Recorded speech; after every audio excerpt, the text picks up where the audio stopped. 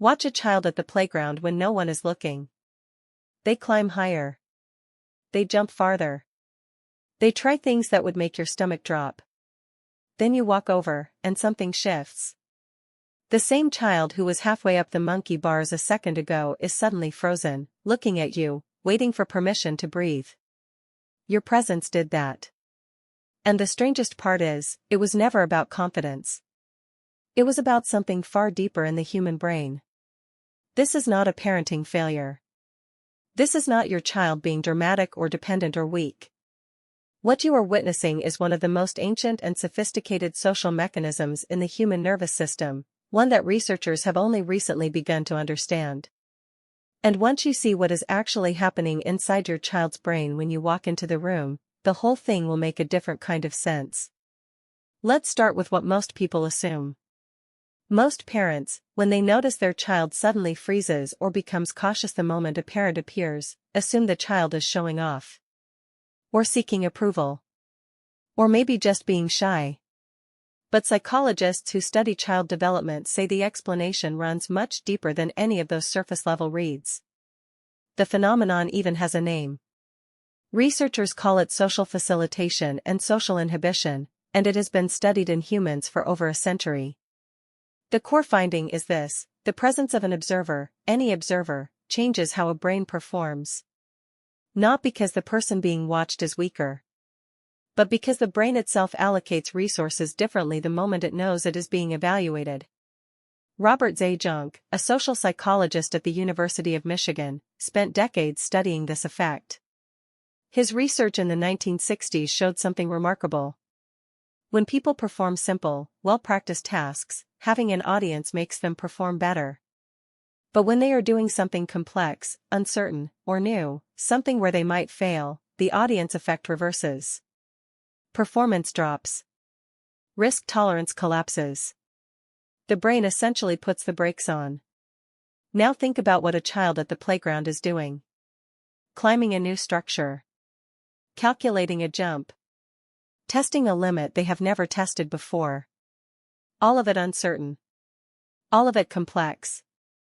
All of it exactly the kind of task where an observer, especially the most important observer in their entire world, triggers that inhibition response automatically.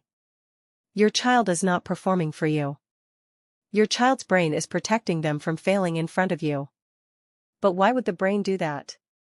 Why would the presence of a parent, someone who is literally there to keep the child safe, cause the brain to pull back?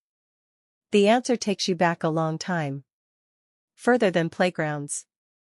Further than parenting advice or childhood development textbooks. You have to go back to what brains were actually built for. For the vast majority of human evolutionary history, children did not grow up in nuclear families with two parents watching every move. They grew up in tribes. In groups. In communities where adults were often busy, where older children supervised younger ones, and where a child who wandered off alone was genuinely at risk.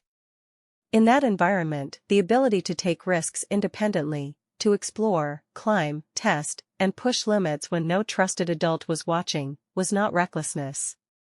It was survival. Children who could act bravely on their own, who could figure out a situation without waiting for a grown-up to approve each step, were children who could find food, explore territory, and build the skills they needed to eventually survive as adults.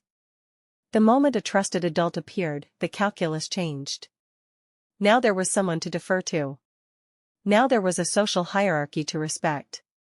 Now failure had an audience. The smart move, evolutionarily speaking, was to become more cautious, more approval-seeking, more measured, because the adult in the room might have opinions about what you were doing. That ancient social calibration is still running inside your child's brain today. It is not a bug. It is the original software. Developmental psychologist Jean Piaget described children as natural scientists, constantly experimenting, testing hypotheses, revising their understanding of the world through direct interaction with it. What he observed, though he did not frame it this way, was that this scientific exploration works best when the child is not performing for anyone. The moment evaluation enters the room, the experiment changes. More recent research has put hard data around this. A 2018 study out of the University of Virginia led by Kristen Buss and her colleagues found that children as young as 14 months showed measurably different risk assessment behaviors depending on whether a parent was present and emotionally expressive. When a parent showed a neutral or worried face near a novel object, toddlers were significantly less likely to approach it. When the parent was absent, the same toddlers explored freely. The child was reading the environment through the parent's face and body language, even when the parent said nothing. Your emotional state is data your child's brain is constantly processing. And this is where it gets more complex. Because it is not just your presence that matters. It is what your presence signals to your child's nervous system. When you watch your child, especially if you are tense or anxious, as most parents are when their child is doing something risky, your body broadcasts that signal. Your posture tightens. Your breath shortens. You might not move toward them, but your attention sharpens. And your child, whose brain has been calibrated over millions of years to read parental emotional states as survival information, picks it up instantly. Their amygdala, the brain's threat detection center, receives a quiet but unmistakable input: something about this situation is concerning the person who keeps you alive. Not necessarily dangerous, but worth being careful about. And careful means stop climbing. Careful means look at you instead of the obstacle ahead. Careful means ask for help instead of solving it alone. What looks like dependence is actually attunement. What looks like suddenly becoming less brave is actually the brain doing exactly what it was designed to do, recalibrating risk in response to the emotional signals of the people it trusts most. So what does this mean for you as a parent? It does not mean you should hide. It does not mean your child is too attached to you or that your relationship is doing something wrong. But it does mean that the quality of your attention matters as much as your presence. Researchers who study the difference between children who maintain independent exploration in the presence of parents and those who shut down have found one consistent variable.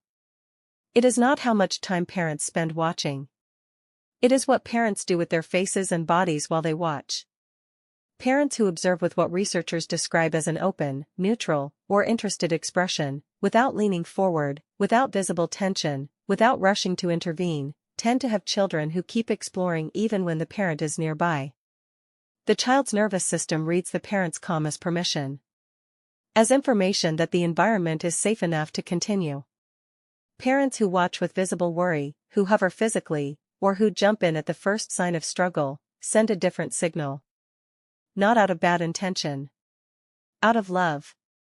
But the child's brain does not interpret that input as love. It interprets it as threat data. This is one of the most uncomfortable truths in developmental psychology. Your anxiety, even when silent, becomes your child's anxiety.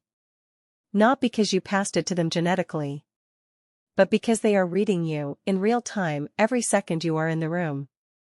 Ellen Sandseter, a Norwegian researcher who has studied risky play in children for decades, argues that the modern tendency to supervise childhood play too closely may actually be interfering with the development of the very confidence and risk tolerance parents hope to build. Her work suggests that children who are allowed to experience and manage genuine risk in play develop lower anxiety over time, while children whose risk is constantly managed by adults can become more fearful, not less.